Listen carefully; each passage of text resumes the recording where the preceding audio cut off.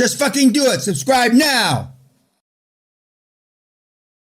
In page 3, it says Disney finally set up its own CG animation department, so they wanted to increase control.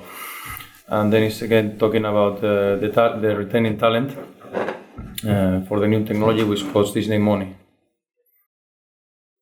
Page number 3. Mm-hmm. So they were trying to increase control of their computer generation. Yeah, I don't know if it's supply chain or. There's several items in this acquisition that you'll come upon, but I'm going to mention them now. 1, jobs. 2, culture. 3, you have to look at this acquisition when it was made, not that we all know that it was a fucking successful in years gone past. You're judging it what they did then, not how it turned out. Serendipity in history has made them geniuses. Just as serendipity in history can make them morons, in this particular case, they were geniuses. Jobs at the time got most of the credit, what he wasn't really due most of the credit. He just put an environment together that very creative people felt they could do anything, which is not dissimilar to what you should be doing as you make acquisitions. But it starts at the top and it filters down. The reason that Jobs sold the companies is a different kettle of fish.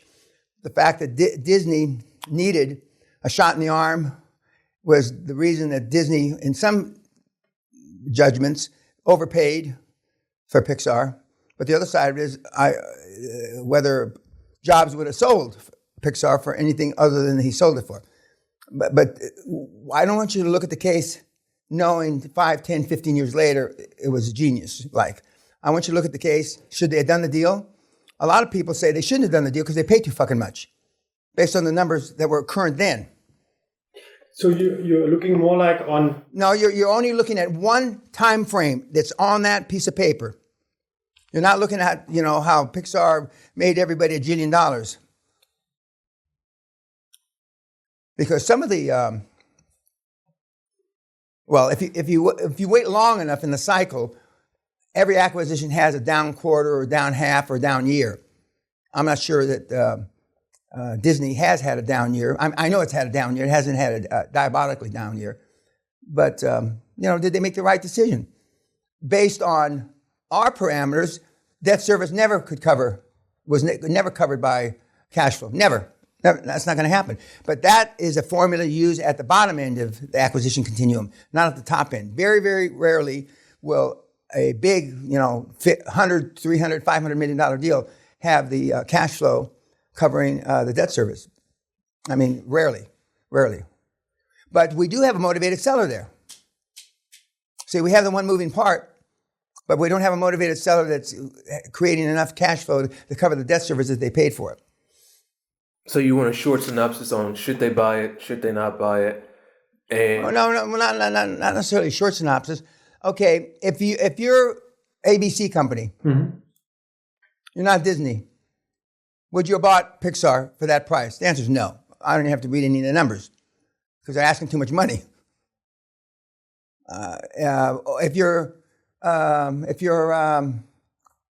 NBC, would you have bought it?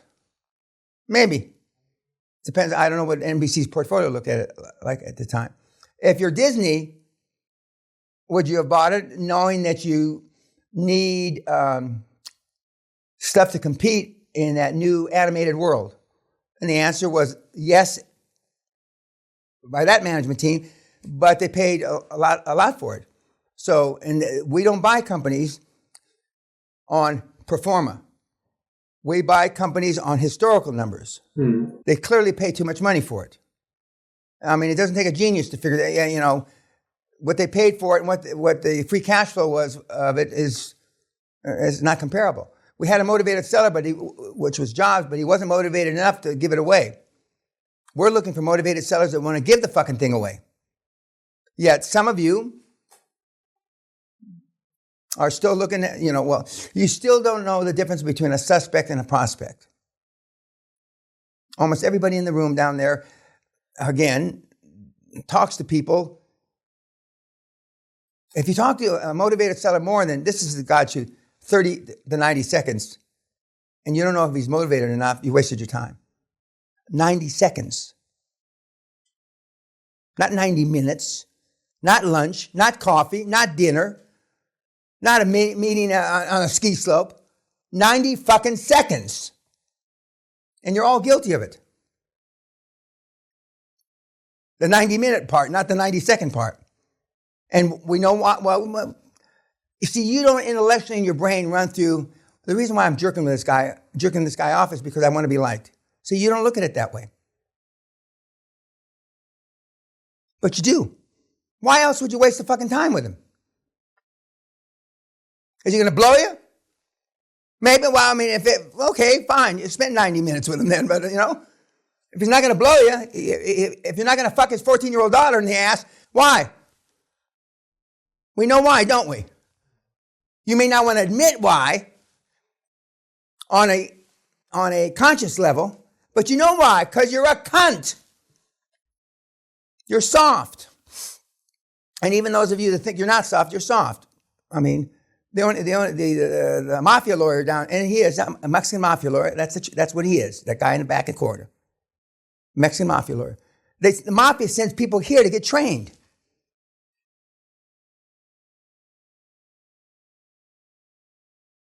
They get it.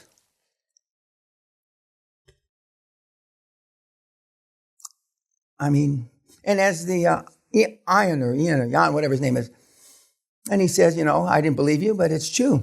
I mean, and he lives with his mother and he takes care of he's got a whole long story anyway.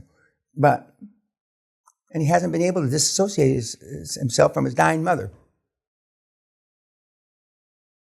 Nobody's blaming anybody about anything. I asked him, is she still alive? And he said, yeah. What was that? The lights come on at a time? Fuck. Anyway, the ghost. Anyway. In this deal, Mr. Peña, then it was not done based on historical numbers? No. They pretended it was done on historical numbers, but no. They took I forget the details of the case. I think they took the last year and then they extended 2 years. What they were going to be able to do with this new sense of romance or whatever they call it. And the numbers surpassed all, don't get me wrong, it was one of the great acquisitions of that time period, but for the wrong reason. It's like some of you have had a girlfriend that it worked out for the wrong reason. Your reason was this, and it worked out for this. It's exactly the same case. It worked out for the wrong reason. But it worked out. So in history, they're geniuses. Of the 22 acquisitions I made in 1980, whatever it was, that Marcus Bauer broke here a couple years ago, 3 of them arguably, in hindsight, people say I pay too much. Okay? Just like this. One of the acquisitions I made because I bought an exploration team of 41 people that it would take me 5 years to build. Okay? But I paid too much money. Not for them, but for the assets that they came with. Another one, so I paid too much for 3 different things, but I thought I had reasons, and I did have reasons. They have reasons here, I'm sure. Well, nobody even asked if this was a good acquisition. This must be in the B schools when they do this case. The B schools, they just say, this is a great acquisition, but they teach you to overpay at the B schools. That's my point. They teach you to overpay at the B schools. Because this is not a great acquisition. This is a great acquisition by happenstance. This is a great acquisition by serendipity. Because it worked out because Steve had put together a genius-like, free-flowing thought processes team that just, they came up with hit after hit after hit. But there's no, it's like betting on Muhammad Ali towards the middle of his career. He was going to probably knock him out and win, right? At the end of his career, he went 50-50, I think. He lost half and won half. Okay? But this is not at the end of the career. This is in the middle, actually, ostensibly, arguably, at the beginning of Jobs' career. So he hadn't really performed because Apple was doing something else. But, I mean, it was But the B schools teach you how to overpay because they're not looking for the foundation of your deal to be a motivated seller with seller finance. Now, on a deal this size, is highly unlikely that you'll ever get any seller finance. I've seen maybe 2 or 3 in 50 years. And in this case, they were acquiring also disruptive technology. They were acquiring... Yeah, but I mean, in technology, of course, now it's even higher price than it was then. But technology, I mean, so they were at the right place at the right time, and they had the right seller. And actually, Jobs, in hindsight, said, I sold it too cheap. Well, who knew they were going to have 9 hits out of 11 or all the stuff that they did? Nobody knew that. Now, Jobs says he did, and okay, fine, maybe Steve did. But one reason they overpay, though, is because they do use other people's money. They don't think about it at all. No, I understand that, but they're not using seller finance money. They're using a bank finance. And that is other people's money. And I told you when the biggest luxury of having a public company, when you do the IPO, even though it's a pain in the butt and it's very expensive to do IPOs now, is that you're using monopoly money. Using the ultimate of other people's money is your paper of your public company. Even though you're diluted every time you issue the paper, it's the ultimate of other people's money. Because it's like my stock basis and my stock was 0.000082 cents a share. Because I had, 40 million shares divided by $820. So it was nothing. And our directors used to tease me because they had no money in the deal. So their stock basis was 0 and mine was 0.82 cents. But I'm close enough. It was close enough to no money in the deal. But then when you going public, you got shareholders. And as the largest shareholder, and if you're the CEO or if you're the chairman or if you're on the board, your responsibility is to make sure that you're looking out for the other shareholders.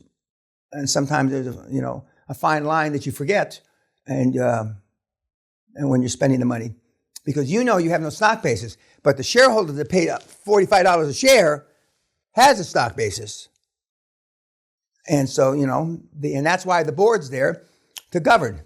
You're there to lead, and the board's there to govern. But some of the boards in recent years, like Steve Wynn, when he got thrown out of the company he founded, Wynn Casinos, some of the board members have been there 20, 30 years, 35 years. Some of the board members were in their 80s. I think there was even one guy that was in his 90s. Now, I'm not suggesting he wasn't copacetic. He wasn't smart enough or withered enough to make the right decisions. But, I mean, if you're in the same position and with no threat of being thrown out for 20, 30, 40 years, it's tough to argue, or it would be tougher to argue that you had the shareholders' best interest at heart. But that's down the road. And in this landscape, who are the potential financial players? When we talk about bank finance, investment banking is the JP Morgans, is the Goldmans. Yeah. They would be the deal that would lead a deal like this. In fact, I think one of those that you just mentioned led the deal, and they would find the commercial lending through the banks, the regular banks, Bank of America, HSBC, the Deutsche Bank, the regular banks.